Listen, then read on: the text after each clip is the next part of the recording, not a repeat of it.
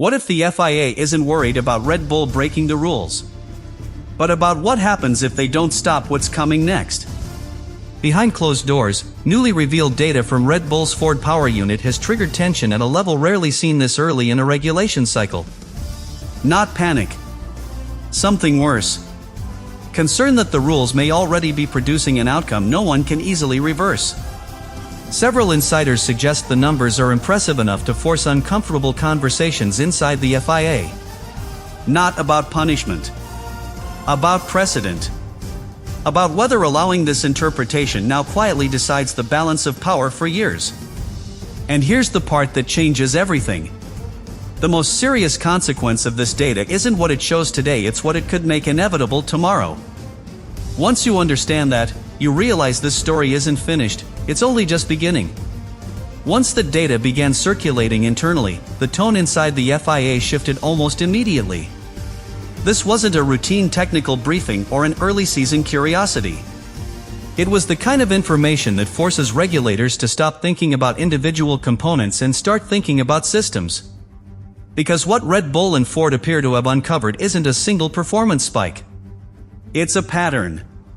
One that suggests the 2026 power unit regulations may be rewarding a very specific interpretation far more aggressively than anticipated.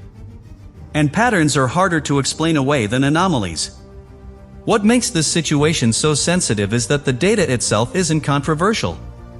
On paper, everything checks out. No obvious breaches. No gray areas screaming for immediate clarification. But the output, when viewed in context, is unsettling. The efficiency curves. The energy deployment windows. The consistency across simulated race distances. Together, they point toward a power unit that doesn't just perform well. It performs predictably. And predictability is what allows dominance to compound quietly over time. Inside the FIA, that predictability is what's causing discomfort. Regulators are tasked with enforcing rules, not managing outcomes. But when early data suggests that one manufacturer may have aligned itself perfectly with the intent and the letter of the regulations, the line between neutrality and responsibility becomes blurred. Do you intervene when something looks too effective? Or do you wait until effectiveness turns into control? That question has no clean answer, and it's now being debated more intensely than anyone outside the room realizes. Teams are watching this unfold carefully. Not because they want Red Bull slowed down, but because they want to know what kind of sport they're about to compete in. If this interpretation stands, it sends a message that early commitment and aggressive literalism are rewarded. That message will shape spending, design philosophies, and risk tolerance across the grid. And once those decisions are made under a cost cap, reversing them becomes almost impossible. What adds another layer of tension is timing. This data has surfaced before the rules are fully locked, but after many teams have already committed to their core concepts. That creates a dangerous asymmetry. Those who guessed right gain momentum. Those who guessed wrong can't simply pivot without sacrificing years of development. The FIA understands that any clarification now will be seen as favoring someone, no matter how carefully it's worded. There's also a political undercurrent that cannot be ignored. Red Bull's partnership with Ford isn't just technical. It's symbolic. It represents Formula One's push towards sustainability, relevance, and major automotive buy-in. Intervening too aggressively risks alienating exactly the kind of manufacturer the sport wants to attract. Doing nothing risks allowing an imbalance that undermines competitive credibility. That balance is fragile, and right now, it's being tested quietly but relentlessly. And this is where the story deliberately remains unresolved. Because the FIA hasn't made a decision yet. They're listening. They're analyzing. They're weighing consequences that won't fully materialize until cars are racing wheel to wheel. What's clear is that the data from Red Bull's Ford engine has already changed the conversation. Not publicly, but internally, where the real decisions are shaped. And once those decisions start to solidify, the direction of the 2026 era may already be set, long before fans realize what's happening. As the internal debate deepens, another fault line starts to emerge within the FIA itself. Not everyone is worried for the same reasons. Some officials see the Red Bull Ford data as proof that the regulations are finally doing what they were designed to do: reward efficiency, innovation, and early commitment. Others see it as a warning that the framework may be too permissive, allowing one interpretation to snowball before the grid has a fair chance to respond. That split matters because it influences whether future decisions are proactive or reactive. And once a regulatory body becomes reactive, it's usually already too late. What complicates matters further is that this data didn't come from a single source or a single test. It's been corroborated across multiple internal simulations and external benchmarks. Different scenarios, different assumptions, similar conclusions. That consistency removes the comfort of dismissing it as optimistic modeling. It forces regulators to confront the possibility that Red Bull's Ford engine isn't just strong under ideal conditions, but resilient across a wide operational window. And resilience is what allows a team to dominate quietly, without drawing attention through extremes. Inside the FIA, there's growing awareness that any response will create winners and losers immediately. If the rules are clarified or tightened, teams that committed early to this interpretation lose momentum. If nothing changes, teams that chose safer paths feel punished for caution. Neither outcome aligns cleanly with the FIA's mandate to ensure fairness without engineering outcomes.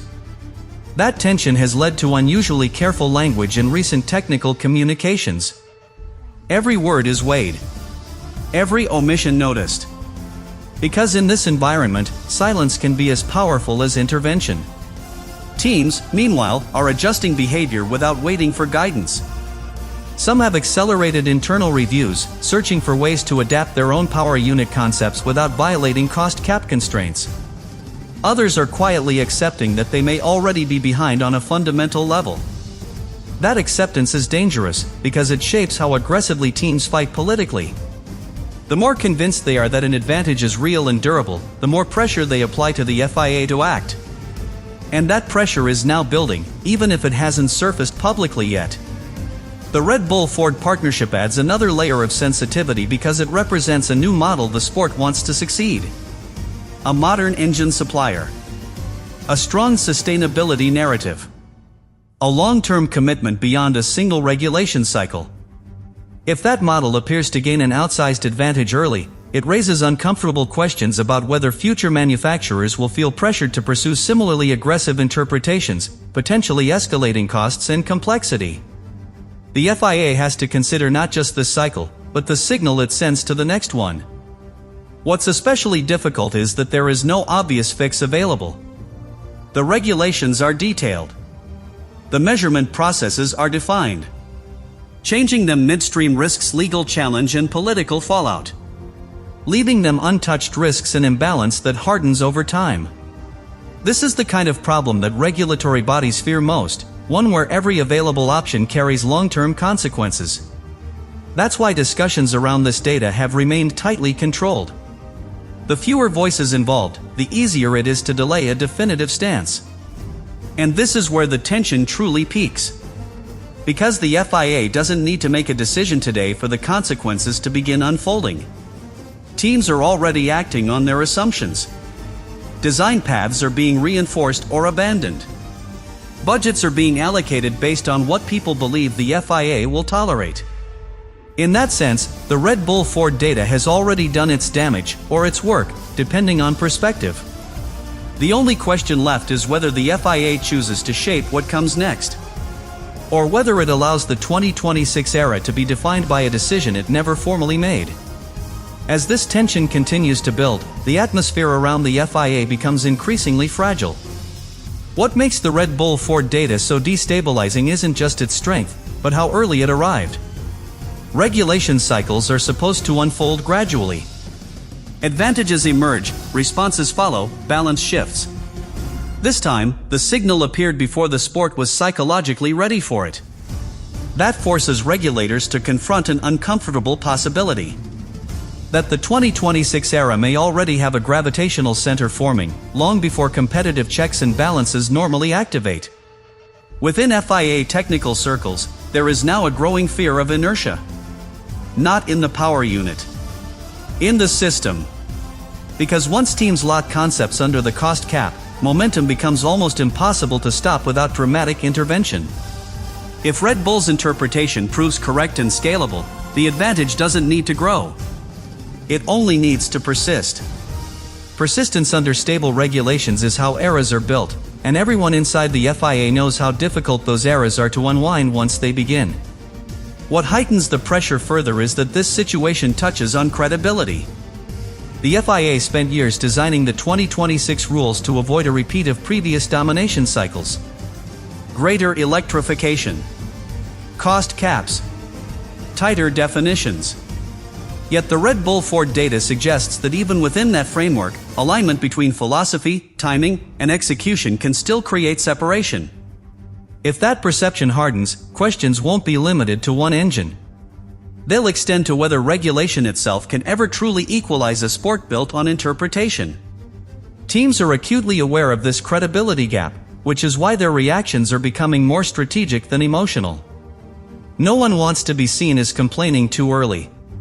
But no one wants to wait until the advantage is visible on track, when it's already too late. So pressure is being applied quietly. Through questions. Through requests for clarification. Through subtle shifts in tone during technical meetings. Each interaction nudges the FIA toward a decision without forcing one openly. The most dangerous scenario for the FIA is not backlash. It's paralysis. If no clear stance emerges, teams will fill the vacuum with assumptions. Those assumptions will guide development, spending, and political alliances. And once that happens, the FIA loses influence over the shape of the competition, even if it retains authority over the rulebook. That loss of influence is what regulators fear more than controversy. Red Bull, meanwhile, remains outwardly calm. No celebration. No provocation. No attempt to shape the narrative.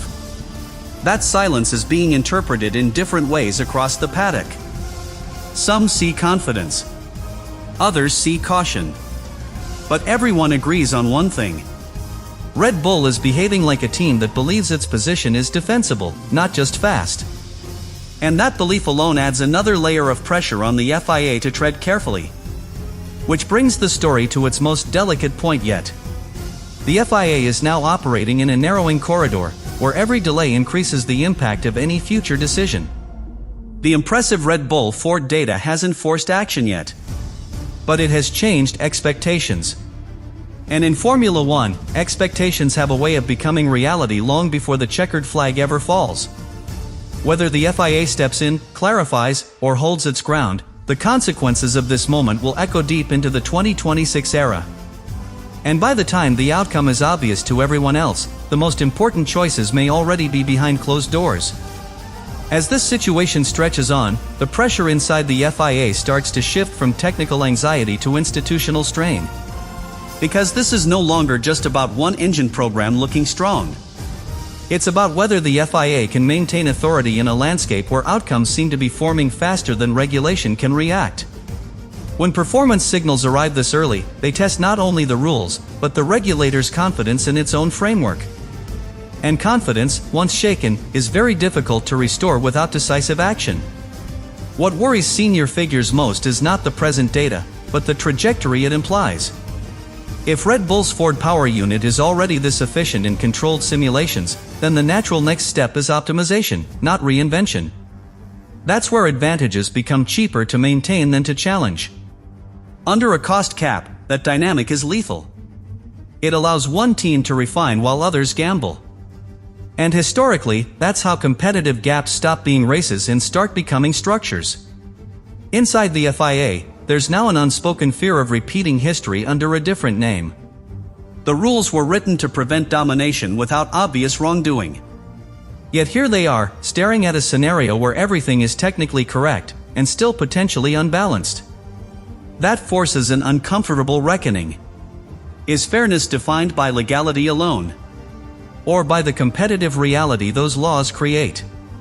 That philosophical question has no clean answer, but it's now influencing real decisions behind closed doors. Teams sense this hesitation, and some are already adjusting their political strategies accordingly. Those who believe they're behind are pushing harder for clarification, framing their concerns as long-term sustainability issues rather than immediate competitiveness. Those who believe they're close are urging restraint, warning against regulatory instability. The FIA is caught between these forces, knowing that whichever side feels ignored will remember it for years. And in Formula One, memory is power. The Red Bull Ford project itself has become almost secondary to what it represents. It's no longer just a power unit. It's a test case. A signal of whether early, aggressive interpretation will be rewarded or quietly restrained. Future manufacturers are watching closely. So are investors. So is the sport's commercial arm. Because the answer determines whether Formula One remains a competition of innovation within limits, or slowly drifts back toward eras defined by inevitability.